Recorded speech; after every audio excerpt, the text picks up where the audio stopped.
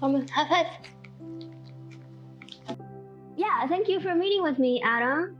It's my pleasure. I'm glad to be here. I've got your K6ARK antenna. Sliding. So, I have all the parts here. This is a BNC connector, a capacitor, a wire. This is, I'm not sure what this is, a wire with a coating. I think this is a tube, and these are heat shrink wraps, a sticker, and I have a winder. Okay. That looks like the new version, the easier to build design that has slightly different PCB construction strategy that just uses some surface mount pads and a much larger through-hole capacitor that's easier to solder. How did you came up with this design? So the original design came from my early days as an amateur radio operator and a SOTA activator. I was always interested in building antennas from the start, but I couldn't figure out how to make a really small antenna for a portable kit. And this antenna that's on the right side of the screen here, it's called an end-fed trail-friendly antenna, and it's an end-fed half-wave antenna. I thought for many years, I don't know how I could make something smaller than this, so I just bought one of those and I used it for a while. And then one day, I was sitting at the workbench at home, and I had a BNC connector and a toroid, this little donut-shaped piece here, and I set it on top of the BNC connector, and I thought, you know, that fits really well there, and those are kind of some of the key components of an end-fed half-wave matching unit. So I started tinkering with those and soldered in a little capacitor into the BNC connector, which is part of the matching unit circuit. Wound the toroid with some magnet wire and soldered everything together, and came up with a way to make a much smaller end-fed half-wave matching unit than the built antenna that I had purchased. A little later, a friend of mine, Matt N7MCB, came up with this idea to use a printed circuit board as a tool to make the antenna a little bit easier to build. So I took that idea and ran with it and came up with the PCB that you see on the right side of the screen, which is my latest version before the easy to make version that you have there. And in the end, it makes for a very small end-fed half-wave matching unit that's just built onto a BNC connector. Do you have any advice for when I'm building your new antenna, what I should pay attention to? I would say the main thing would be to just follow step by step through the instructions. Okay, let's get started. Go. So, this is the Easy Match 49 instructions. This is probably where the resistor goes. Yeah, the capacitor. So the little capacitor that comes in the kit gets soldered into those two holes there. So let's first put the capacitor on here. So I'm bending it out a little bit so it will stay there.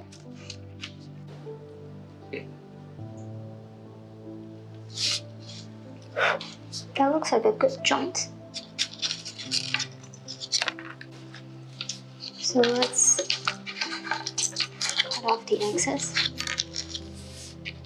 The other side.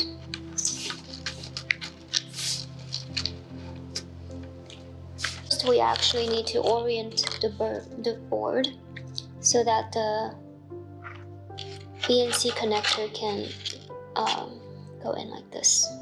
The silver rectangles are solder pads, so they're areas of copper that have some lead already placed on them, a little coating of solder to make it easier to get the solder to stick to them.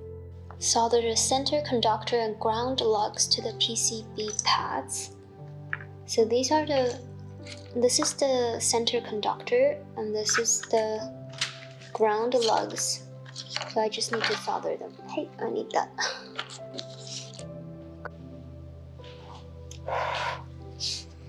Okay, let's try to carefully do this.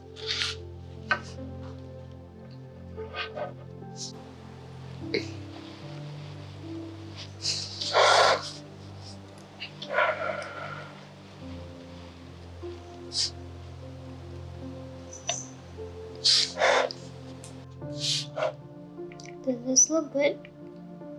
Let's resolder this.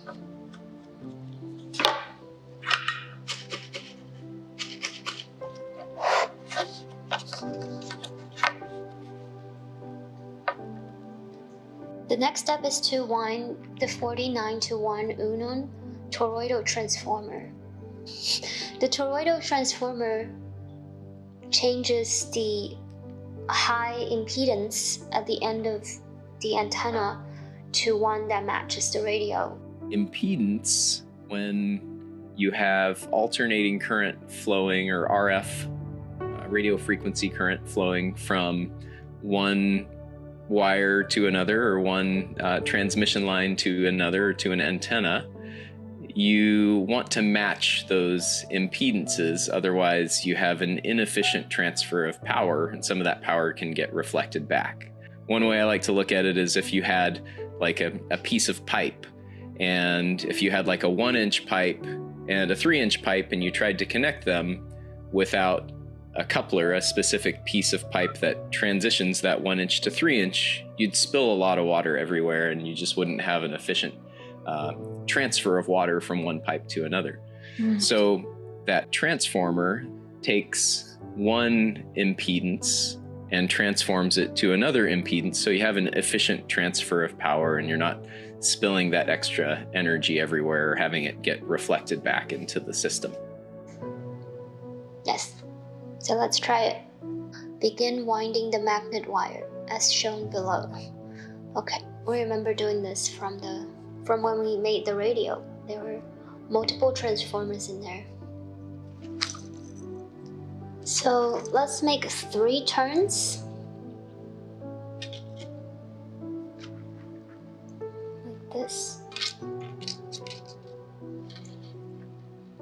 That's 2 turns. Hey! A small loop like this. Twisting this up too tight may break the magnet wire. Okay, no, let's not do it too tight. Okay. Continue winding the wire in the same direction.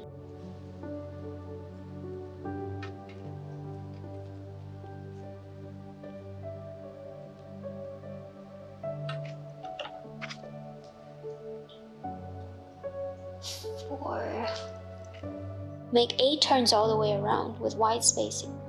So 1, 2, 3, 4, 5, 6, 7, 8, 12, 13. Oh.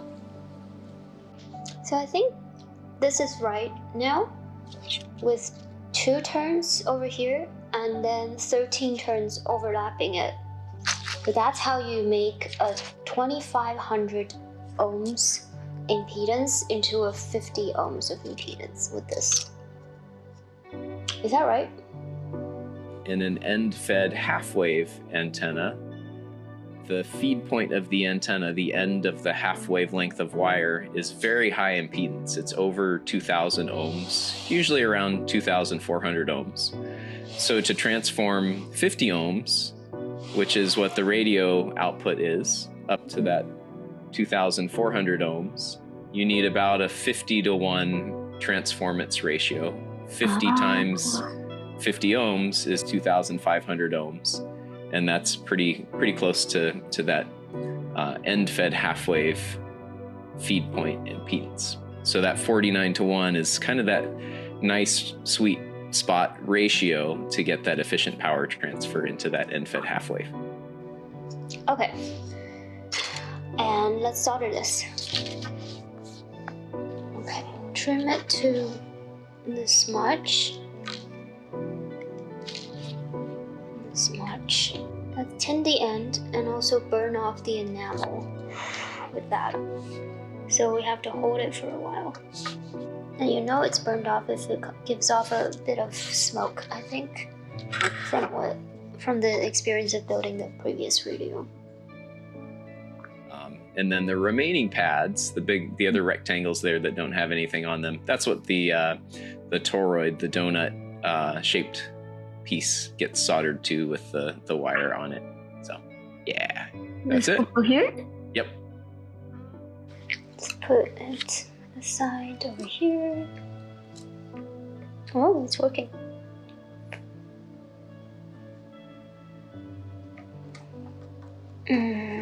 Is it good?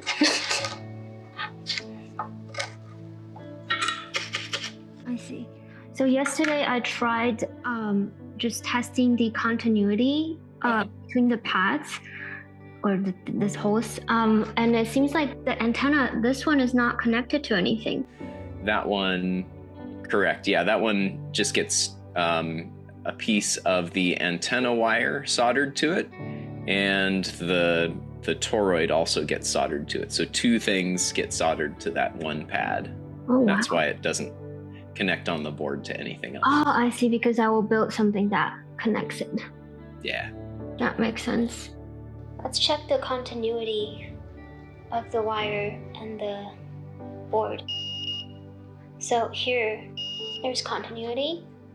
There's continuity here and also here. Oh, so that works. That means everything's connected. I'm putting the antenna on.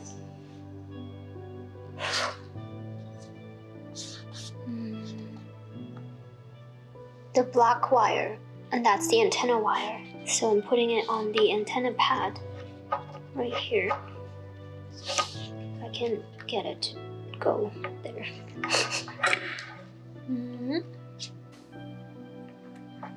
Oh, I think it's on there now.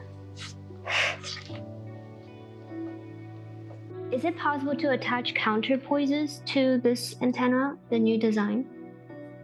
Yes, you can, and I think I did build a way to do that on the circuit board. For most of my end-fed half-wave antennas, at least for QRP power levels for low power, 5 watts or less, I usually don't use a counterpoise because I'm usually operating from a seated position on the ground. And when the radio is sitting on the ground, it couples well enough to the ground to where it doesn't really seem to need much of a counterpoise to be effective. If you want to, you can add a small counterpoise. What's typically recommended is about 6 feet long of a counterpoise as a minimum for a 40-meter end-fed half-wave antenna. So roughly, what is that? I think that's about 10% of the length of the antenna.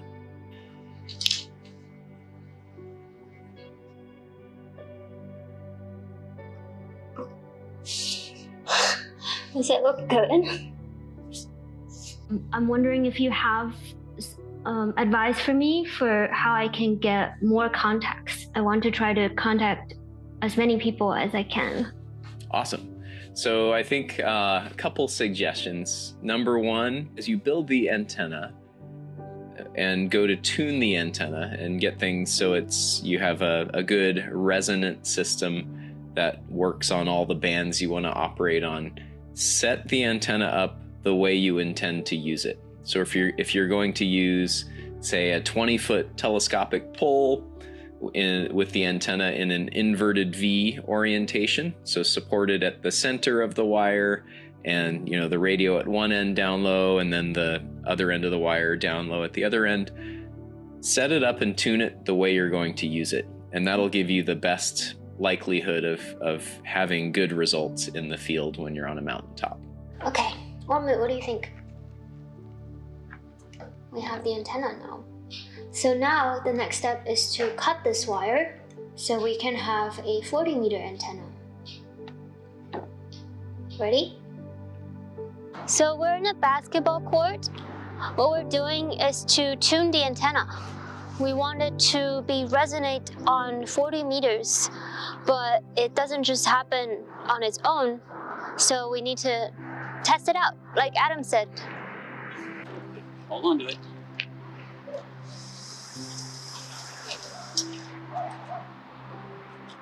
Do I just like put it up?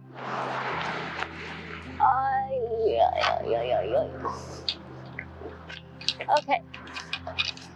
There we go. Okay, so now we have the Nano V and A connected with the antenna and the counterpoise. We can see the standing wave ratio chart superimposing on the Smith chart. And what we want is a lower standing wave ratio. So I can move this dot, this pointer, to the bottom of the standing wave ratio and see where that lands us on the Smith chart, right? And it actually lands right in the middle. So I think that's good. And that gives us a standing wave ratio of 1. So my frequency should be 7.06. So this is too low. So that means the antenna is too long. So we should cut some of the antenna off. Let's try that. So what we did was I held the Nano VNA on this end, and Mark was on the other side of the basketball court and cutting the antenna wire a little bit at a time until we reached a frequency of 7.06 megahertz, which is the CW frequency on the 40-meter band. And at that point, we have a standing wave ratio of 1, which is really good. Yay! This is great! We did it! Let's see if we can receive something on the radio. Oh! There we go. Someone's sending Morse code. So this antenna is able to receive. Let's go home and do the final steps. So the last step is to use the heat sinking tube to wrap around the antenna and keep everything in place. So all we need to do is to put it in here like that. Is that the big one? Actually, let's use the small one. Okay, I think this is the right size. Right?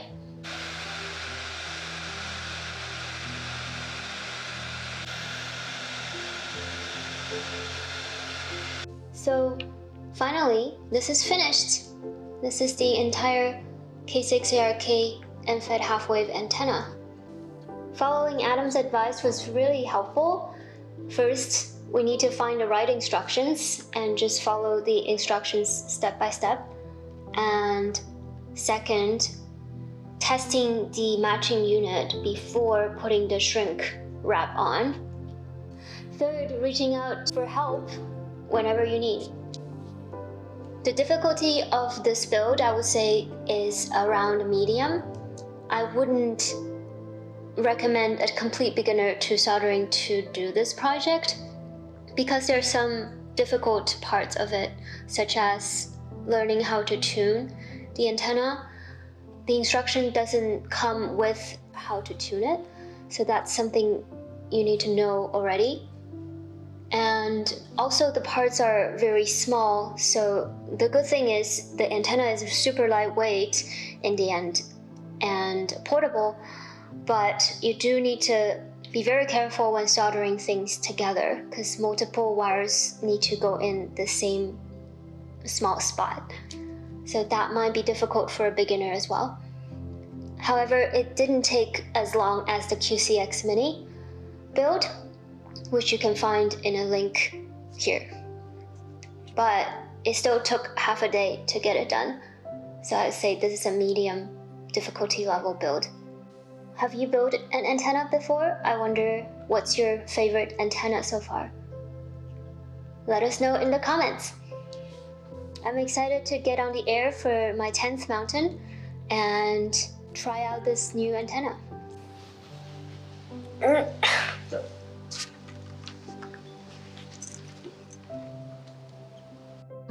Oh yeah, and if people want to buy your antenna, where can they go get it? Well, the antenna kits are sold through Amazon. They're out of stock right now, and I restock them when I have time in between my personal and work and life obligations. But they are periodically restocked, usually every month to 3 months And you can find links to the Amazon page through my website at K6ARK.com. Yay! Thanks so much, Adam. Thanks. Do you have fun building? Yeah, thanks. I'll see you later. All right. See you guys. Bye.